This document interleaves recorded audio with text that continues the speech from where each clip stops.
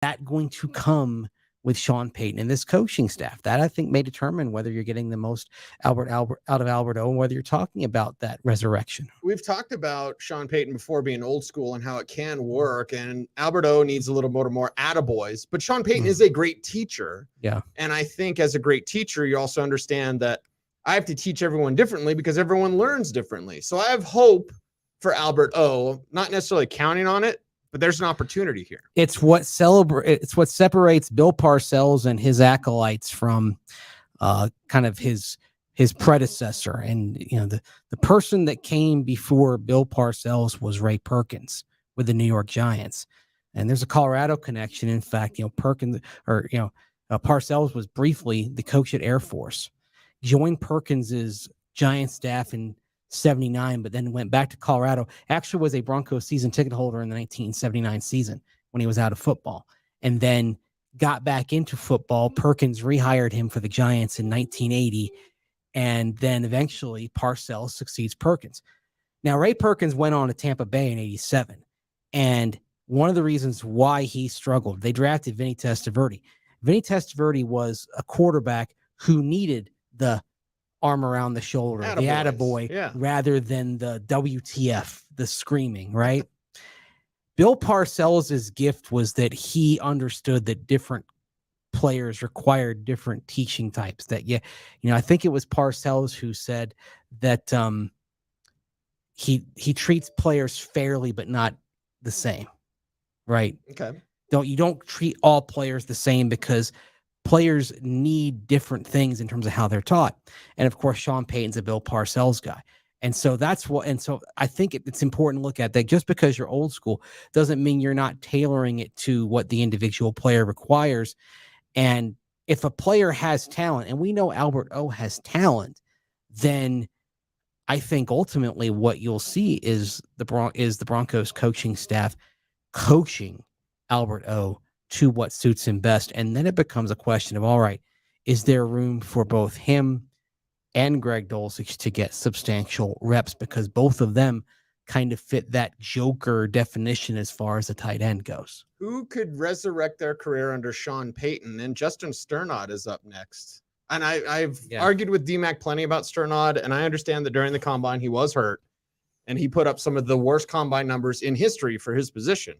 But again, there's opportunity here. There's a fresh start, fresh eyes, if you will, on Justin Strnad, who, again, is a long shot. Some of these guys might surprise if they even make the 53 this year.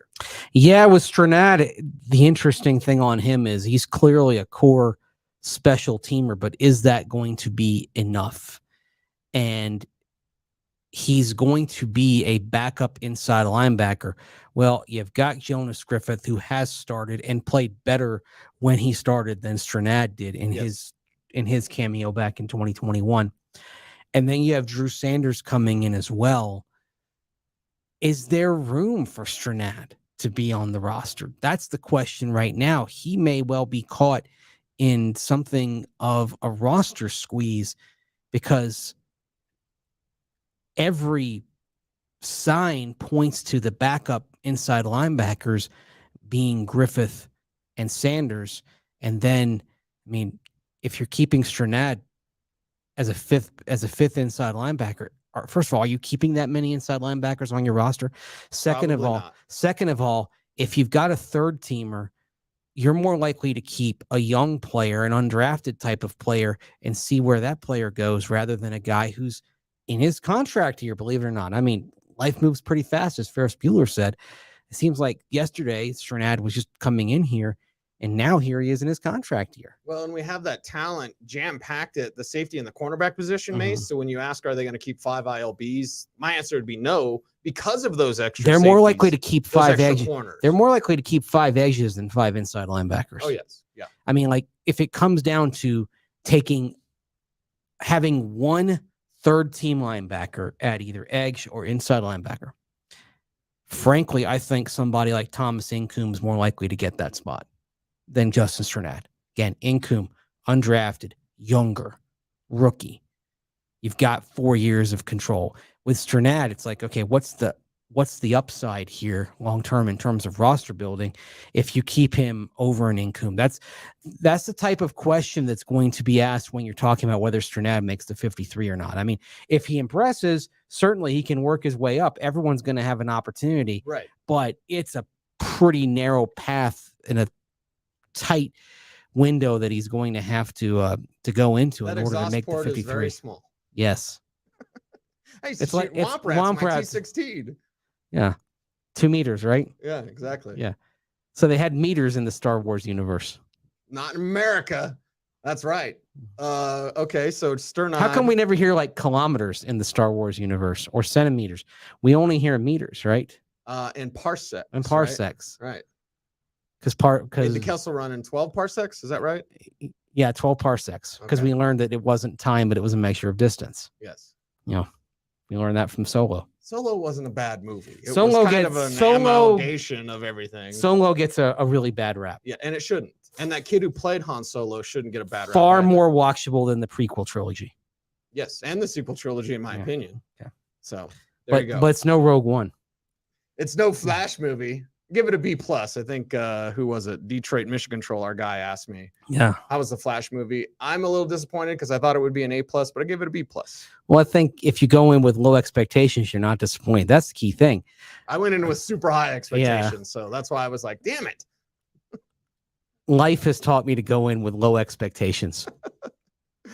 All right. That a psychologist could spend hours unpacking that phrase, by the way. Yes. Yeah. And just the way that you speak and the mannerisms. Like, I remember Matt Waldman and I, shout out Matt Waldman. We were driving to the Senior Bowl one time and talking about life. Yeah. And he looks at me and he goes, "You've had a lot of therapy, haven't you?" And I go, "Oh, yeah." Yeah. Yes, very much so. I've had some therapy. I probably need more therapy. Yeah, I think that's always a good thing for people. Reach out, talk to somebody. We need to talk to you about resurrecting the career of Courtland Sutton. Doesn't happen this year. I mean, I tweeted it, and because I tweeted it and they didn't tell me to take it down, and I did not get in trouble yet, and hopefully not at all, but I did tweet that Courtland Sutton looks more explosive. I did have a question dialed up for, it was either, was it Sean Payton last week, and then BK had to jump in with are you going to the Nuggets game? Love you, BK, but I wanted to ask that Sutton question. He is special. I wanted to ask the Sutton question because he does look more explosive. So again, we're talking about opportunities. And they're at different levels. Obviously, you know, Justice Strnad hasn't done much. Maybe he's a Trinity Benson in camp. Keep an eye on that. Alberto hasn't done much. Sutton has, but it's been a minute, Mace. So is he one of these, you know, rising from the ashes like a phoenix? The interesting thing on Sutton is if he rises from the ashes, what's the end game? Are we talking about him being a prominent player in this offense, or is the end game trading him? That's a fascinating question to deal with. Yeah. Could he be one of those players who's resurrected? Absolutely. Look, if he can get just a little bit more separation, get back to where he was in 2019. And I know that's a stretch. That was a long time ago in football terms. I mean, it's like dog years, right? I mean, it's like 7 years for every one, right, basically. Right. But yeah, if he can get back to that level, he fits well with Russell Wilson's strengths as a passer. And then you get to a point where you say, all right, we could trade him, we get higher value, but he's actually helping us out more. There's definitely an opportunity for Courtland Sutton. The interesting thing is if he gets more of an opportunity and capitalizes on it, at whose expense is it? Is it Jerry Jeudy, who just got the 5th-year option picked up? Right. Or is it Tim Patrick trying to work his way back from a torn ACL? Yes. The one thing, if this team is going to run the ball a lot more, I'm not sure there's room in this offense for both Tim Patrick and Courtland Sutton to have big numbers. I mean, they can both be productive, but I don't know if there's room for both of them to have 800 yards apiece this year. Yeah. Unless Jerry Jeudy is injured. Yes. And that's something to look for in this offense. Is there a Michael Thomas, do you think? They are going to run the hell out of the ball. People need to realize that. And I understand that Sean Payton was top 5 passing every year at New Orleans. It's not going to happen this year. He may want it to happen, Mace, but this year is more of a reset. What do we got? who's here, who's coming with me, who's our guys, and run the ball, play great defense. That's how they're going to win. But is there a Michael Thomas in this offense? Frankly, you're hoping it's Jeudy. I don't think it can be.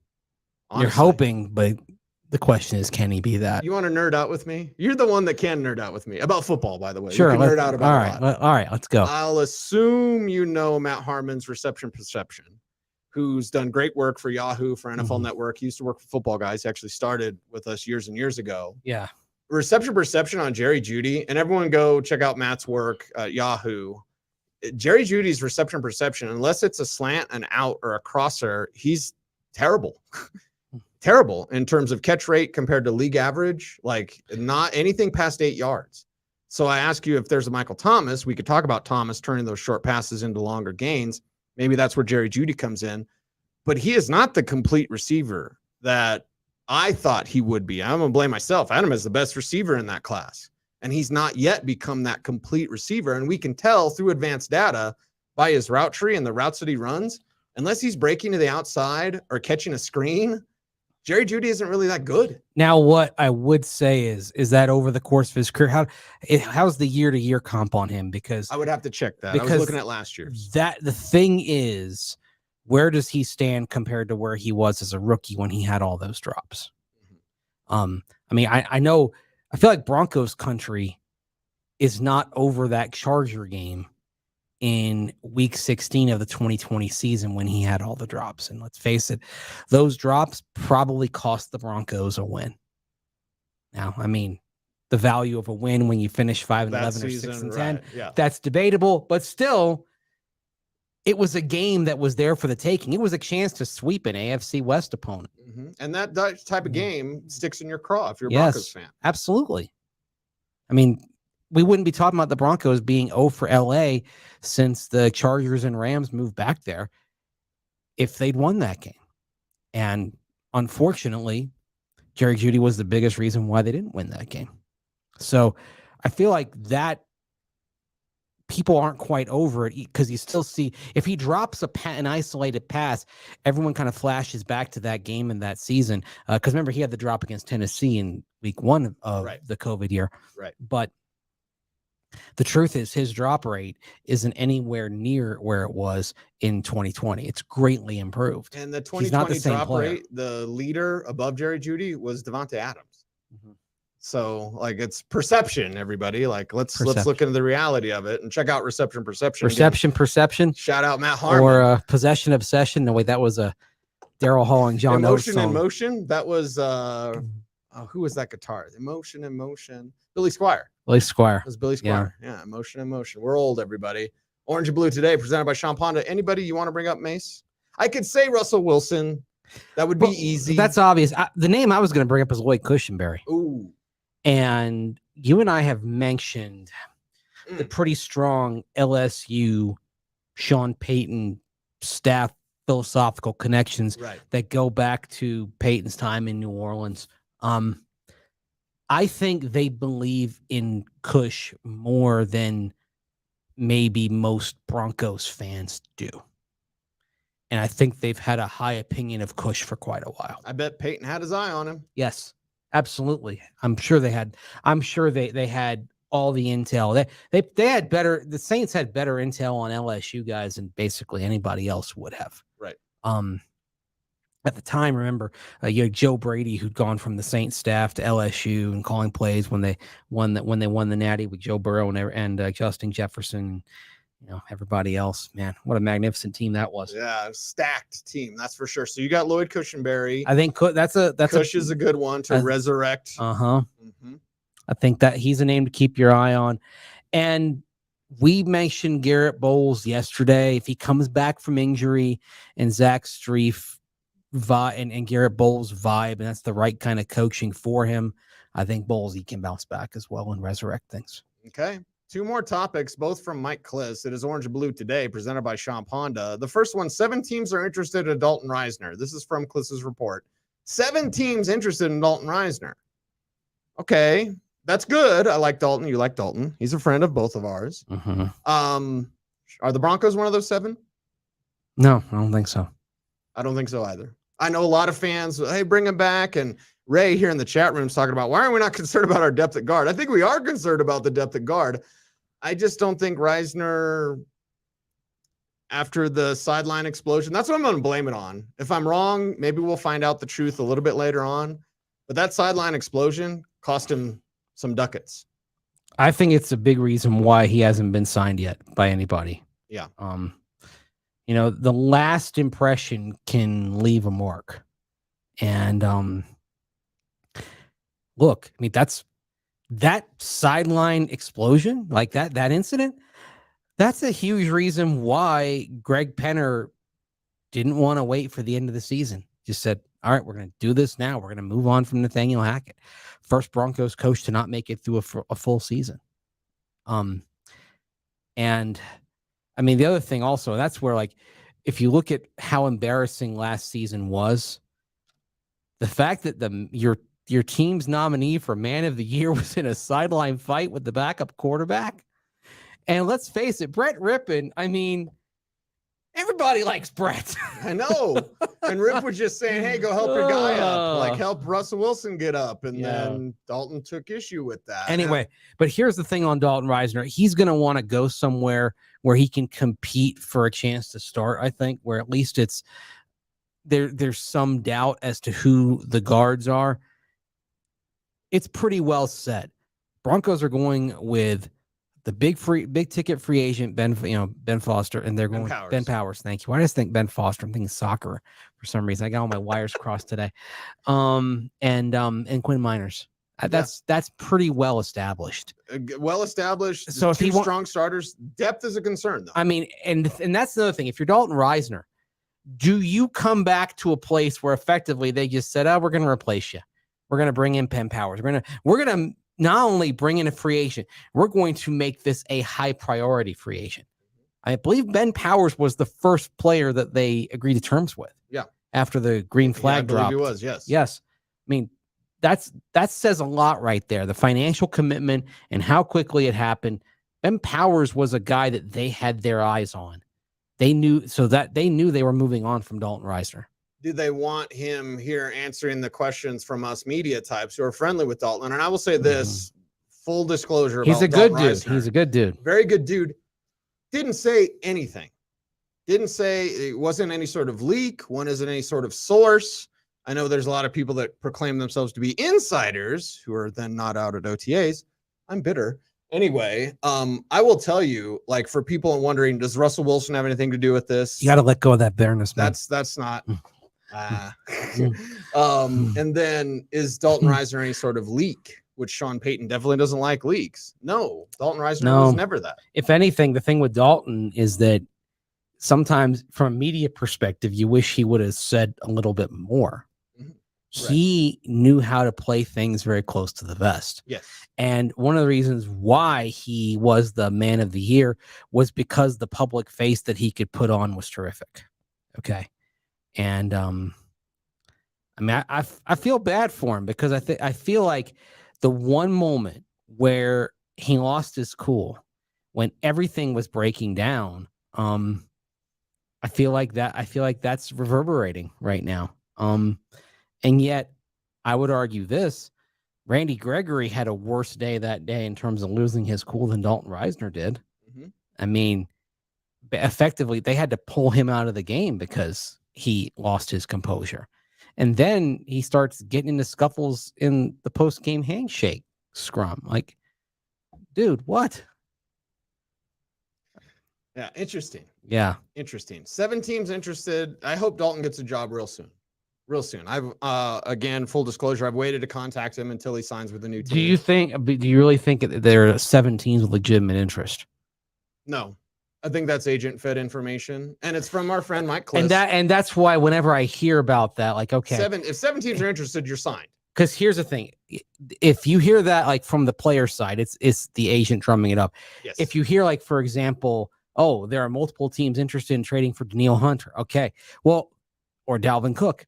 The team is trying to drive up a market to where they can get something in a trade rather than nothing if they cut him. And this is why all these sorts of things I tend to look askance at, because there's always a motivation, right? Yes.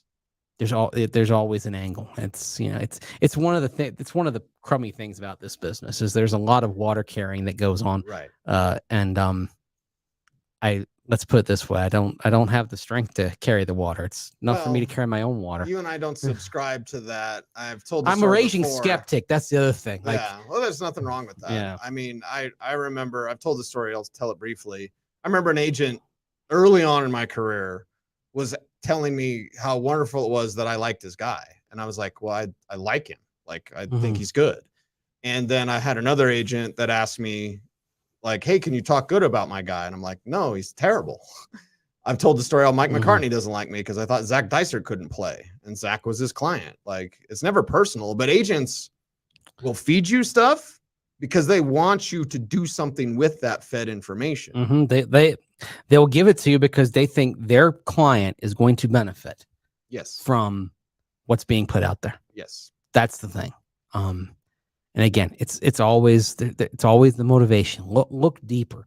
Why is this out there? I mean, and so if you drum up a market, then all of a sudden, okay, looks like you've got options. You're creating scarcity, right? Like there's this, if 7 teams are in, oh my God, then all of a sudden, better sign him.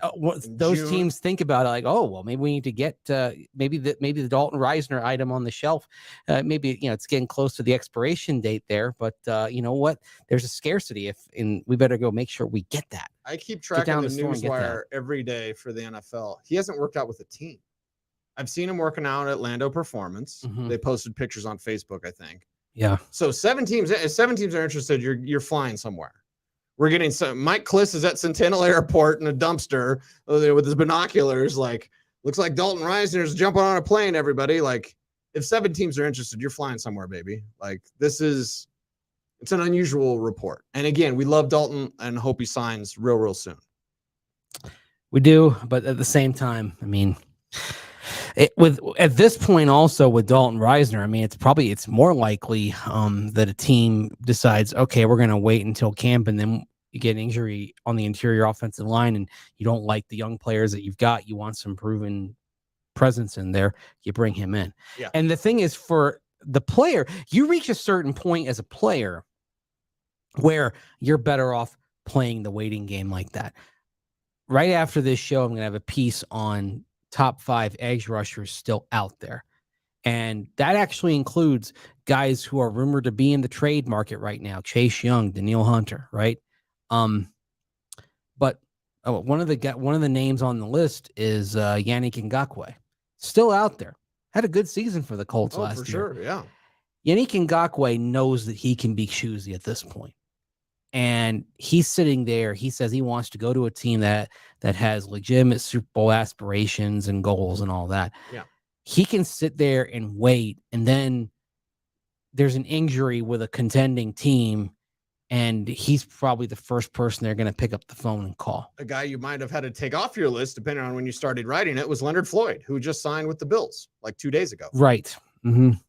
So it's out there. It's out there. I mean, I'm sure if Ngakoue wanted to go to just any team, I'm sure he could have signed some. He could have, he could have gone to Arizona. He could have gone to, Atlanta. He could have. I mean, just name your perceived backwater non-contending team this year, right? Right. You know, there are a lot of people who would say the Broncos. I think the Broncos are one of those teams that could, if things break right, could surprise people. But we're going to have to see. As Gary Kubiak would say, we're fixing to find out. But I don't view the Broncos the way I view, this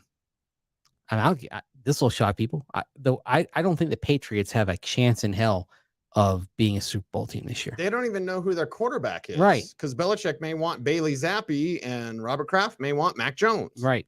And I don't think either of them are going to get in the promised land anytime soon. At least with the Broncos, if Russell Wilson and Sean Payton mesh and things work out, next thing you know, you're talking about them making that kind of shock run. You can see it. You might have to squint, but you can see it. I can't see it with the Patriots. I can't see it with the Packers, even though Jordan Love's intriguing. I can't see it with the Falcons, even though the NFC South is wide open. I'll tell you a team in the NFC South I could see it with, believe it or not, is the Saints. Like if Derek Carr settles in, they say things are going great in practice.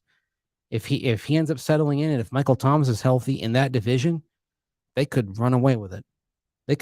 The Saints could be that team that shocks everybody and wins like 12 games. Right. Gets the playoffs and part loses. of it, but part of it is the division they're in, right, and the schedule they have. Hey, take advantage when it's set them up and knock them down, baby. If Sean Payton were in New Orleans, if he were still with the Saints, he'd have a better chance of a bigger season this year than he does with the Broncos. And they would be thought of as Super Bowl contenders with Derek Carr. Yeah. So location matters. In this case, divisional location. I like it. 2 minutes left. Yeah. Orange Blue Today, presented by Sean Ponda. From Mike Kliss, no buzz about the Broncos interested in trading for Dalvin Cook. I say and emphasize trading because if Dalvin Cook was released, I think the Broncos would be interested. I mean, I would say even for Danielle Hunter as well, if the Vikings released him. I would put Hunter above Cook. Think he'd become the Broncos' first priority if he were on the market. It has to be. The thing to remember on the Broncos is they still have limited draft capital. They've got their first round pick for next year, but they don't have their second round pick. And the extra third round pick, because remember the trade they made was they sent next year's second and they got back a third, and they traded whatever will be the lower of those 2 third-round picks is going to go back to the Seahawks in the Riley Moss trade. So because of that, I don't think if you're the Broncos, you're looking at trading from your draft capital to get a player. Now, could you trade a player? Possibly. I mean, but who would you be trading in that instance? Yeah, well, we shall see. And I think Minnesota is much more interested in draft capital than player capital. Mm-hmm. Every sign that you get from the Vikings is that they're headed towards a little bit of a reset, that they may be perfectly okay being a bad team this year and getting their quarterback answer next year. By the way, if they cut Kirk Cousins next year, there's no dead money. It's a very attractive contract. Now, because that contract is very attractive, I think they'll find a trade partner. But it's interesting to look at what appears to be this team moving the chess pieces towards something of a reset. Keep your eye on that. That's one of the reasons why you keep hearing all these rumors about Danielle Hunter and Dalvin Cook. They're looking to divest some contracts and some players that signed these contracts before current administration got in there, and they're looking for a bit of a reset. I don't think their plan was to win the division last year. No. But play the games in front of you. But they won a lot of close games. And the other thing on that, weren't they 8-0 on one-score games? Yeah, and then something like that. And they finally lost the ones they lost in the playoffs, close game to the Giants, caught up with them. The Vikings are looking at last year, looking at all those close wins, looking at the, what they would call in baseball, the Pythagorean record based on your point differential. And I think they look at that and say, we got lucky. That's not happening again. Right.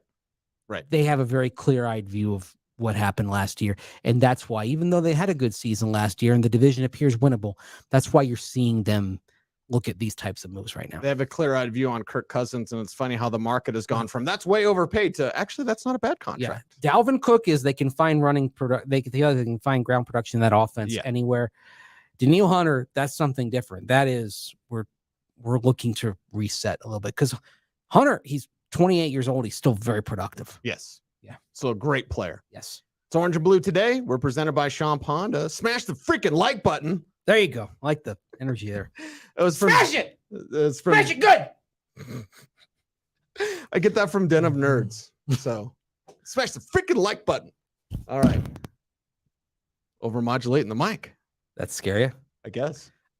Yeah.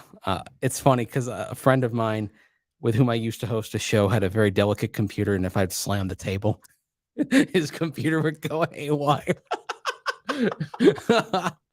Oh boy. All right. Back in the orange and blue, the other orange and blue that I was a part of. Right. Yes, Yeah. those Everyone days. with the orange and blue stuff. Yes. Well, I've done a lot of orange and blue over the years. Yeah. As Mike Lesser. He worked for the orange and blue. There you go. Fogging it up again. He's Andrew Mason. You follow him on Twitter at Mace Denver. I'm at Cecil Lammey. Thanks everybody for pressing like, watching to the end, like, comment, share, subscribe, all those sorts of things. I will be in Vegas tomorrow broadcasting this show from a pool cabana at Circa Hotel and Casino. And I'll be in my home. in my easy chair. But you will have seen OTAs tomorrow. Yes. So tomorrow's going to be this. I'll be sitting. I won't be drinking a Mai Tai, but I'll be sitting there just drinking a Gatorade Zero and tossing softballs to Mace. What'd you see at practice? What'd you see at practice? What'd you see at practice? And I won't be able to say very much unless Sean Payton does. Okay, watch that. Orange Blue today. We're here for you. Be safe, be kind. Know that you're appreciated. Stay tuned, and please stay frosty.